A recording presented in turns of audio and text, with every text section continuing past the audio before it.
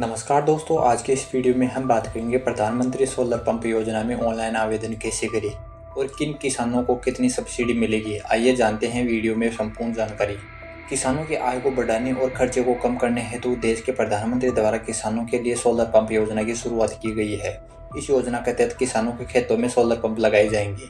इस योजना का तहत किसानों को 3 कंपोनेंट में विभाजित किया गया है, जिसमें पहले कंपोनेंट में किसानों की ऐसी जमीन जो बंजर पड़ी है, जो काम में नहीं ली जा रही है, ऐसी जमीन पर सोलर प्लांट लगाए जाएंगे और बिजली उत्पादन करके कंपनियों को बेचकर कमाई की जाएगी।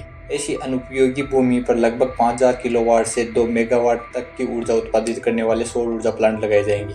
दूसरी कंपोनेंट में इस तरह के सोलर पंप लगाए जाएंगे जिनकी कुल लागत 10% की खर्च पर लगाए जाएंगे और बाकी की लागत सरकार द्वारा सब्सिडी के तौर पर ऋण के रूप में किसानों को दी जाएगी। इस सोलर पंप के लिए 25 साल के लिए समय सीमा निर्धारित की जाती है। तीसरा कंपोनेंट जिसमें किसानों को खेतों में इलेक्ट्रॉनिक पंप लगाए जाएंगे और उन्हें भी सोलराइज करवा सकते हैं। कई गांव ऐसे हैं जहां पर बिजली 24 घंटे में से 5 से 7 घंटे ही उपलब्ध हो पाती है। ऐसे में किसानों के पास बिजली की कमी होती है। ऐसे में वह किसान अपने खेत में सोलर पंप लगवा कर सिंचाई कर सकते हैं। सोलर पंप लगवाने हेतु कितने मेगावाट पे कितना खर्चा आता है, जानिए। यदि आप 0.5 मेगावाट का ऊर्जा संयंत्र लगवाना चाहते हैं तो उसके लिए आपको 2500 रुपये प्लस जीएसटी का खर्चा आएगा। 1 मेगावाट के लिए 5000 रुपये प्लस जीएसटी का खर्चा आएगा। और वहीं बात करें 1.5 मेगावाट के लिए 7500 रुपये प्लस जीएसटी का खर्चा रहेगा। और यदि किसान 2 मेगावाट का ऊर्जा संयंत्र लगवाना चाहता है तो उसके लिए 10,000 रुपये का खर्चा प्लस जीएसटी शामिल होगा। प्रधानमंत्री कुसुम योजना के तहत ऑनलाइन आवेदन कैसे करें।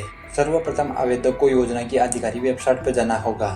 ऑफिशियल वेबसाइट पर जाने के बाद वेबसाइट का होम पेज कुछ इस तरह दिखाई देगा। उसके बाद आपको होम पेज पर पीएम कुसुम योजना बी का विकल्प दिखाई देगा। आपको उस पर क्लिक कर देना है। विकल्प पर क्लिक करने के बाद आपके सामने एक नया विंडो खुल जाएगा जिसमें आपको नवीन आवेदन के लिए एक लिंक दिखाई देगा। आपको उस पर क्लिक करते ही एक नया पेज ओपन हो जाएगा जो कुछ इस तरह दिखाई देगा। उसके बाद आवेदक को अपने मोबाइल नंबर दर्ज करके ओटीपी भेजिए के बटन पर क्लिक कर देना है। एप्लीकेशन मोबाइल पर ओटीपी भेजकर सही नंबर की जांच करेगा। ओटीपी का सत्यापन होने के उपरांत कृषक की सामान्य जानकारी दर्ज की जाएगी। उसके बाद आपके सामने सामान्य जानकारी जैसे आवेदक का नाम, जिला, तहसील, गांव आदि की जानकारी भरनी होगी। सभी जानकारियां भरने के बाद आपको नेक्स्ट के बटन पर क्लिक कर देना है। आवेदन फॉर्म कुछ इस तरह दिखाई देगा। उसके बाद फिर आपको एक बार सामान्य जानकारी भरने के उपरांत निम्न जानकारी प्राप्त होगी। यहाँ पर कृषक का आधार कार्ड की ई-केवाईसी, बैंक अकाउंट संबंधी जानकारी, जाति, सब घोषणा, जमीन से संबंधित खसरे की जानकारी एवं चाहे गए सोलर पंप की जानकारी दर्ज करनी होगी। उसके बाद दूसरे चरण में आपको solar pump scheme application form का पहला चरण भरने के बाद दूसरे चरण का फॉर्म भरना होगा,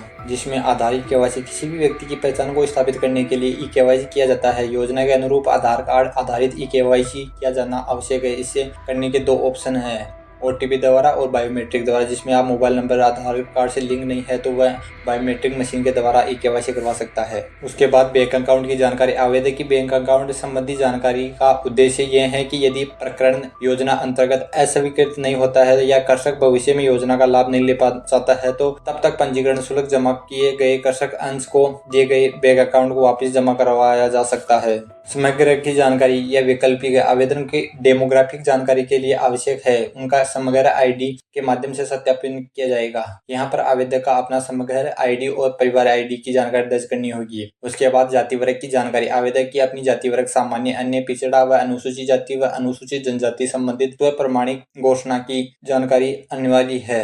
उसके बाद आप खसरा मैपिंग की जानकारी। योजना का प्रावधान अंतर्गत राज्य के सभी कृषक भूमि पर ही योजना का लाभ ले सकते हैं। कृषि भूमि में सत्यापन के लिए आवेदक के पास आधार कार्ड से लिंक खसरे को चुनाव होगा। यदि भू अभिलेख के खसरे प्राप्त नहीं होते हैं तो आवेदक अन्य खसरे चुन सकता है और आगे कार्रवाई जारी रख सकता है। चुने गए विकल्प खसरे का सत्यापन अलग से किया जा सकता है। उसके बाद आधार से जुड़े खसरे प्राप्त करना। यदि कृषक के खसरे की जानकारी आधार से जुड़ी हुई है तो सिस्टम स्वतः ही खसरे की सूची ले आएगा। इसके लिए संबंधित कृषक को ई-केवाईसी होना बेहद जरूरी है। यदि संबंधित कृषक के खसरे आधार कार्ड से संलग्न नहीं है तो अन्य खसरे से लिंक के लिए क्लिक कर सकता है। यहाँ से कृषक की भूमि जिस भी ग्राम में है उस ग्राम को चुने और सिस्टम में चुने गए सभी ग्राम खसरे समस्त सूची उपलब्ध करवाएगा। ध्यान रहे कि ग्राम चुनने पर सभी खसरे की सूची प्राप्त करने में सिस्टम को कुछ समय लग सकता है, इसलिए थोड़ा इंतजार कर सकते हैं आप। उसके बाद अब चुने गए खसरे को जोड़ने के लिए अन्य चुने गए खसरे की लिंक पर क्लिक करें। अंत में आपको टर्म एंड कंडीशन के लिए पूछा जाएगा, जैसे कि मैं प्रमाणित करता हूँ या करती हूँ कि द्वारा दी जानकारी उपलब्ध मेरी है, वैसे ये है, उसके लिए आपको एग्री करना होगा। होगा। उसके बाद सोलर पंप की जानकारी। अंत में आप मनपसंद सोलर पंप का चुनाव करके आवेदन फॉर्म के अनुसार दी गई जानकारी को उपलब्ध करवा सकते हैं। यहाँ पर उल्लेखनीय है कि खसरा नंबर फील्ड में केवल वही खसरे नंबर आएंगे जो पूर्व चरण में आपने जोड़े हैं।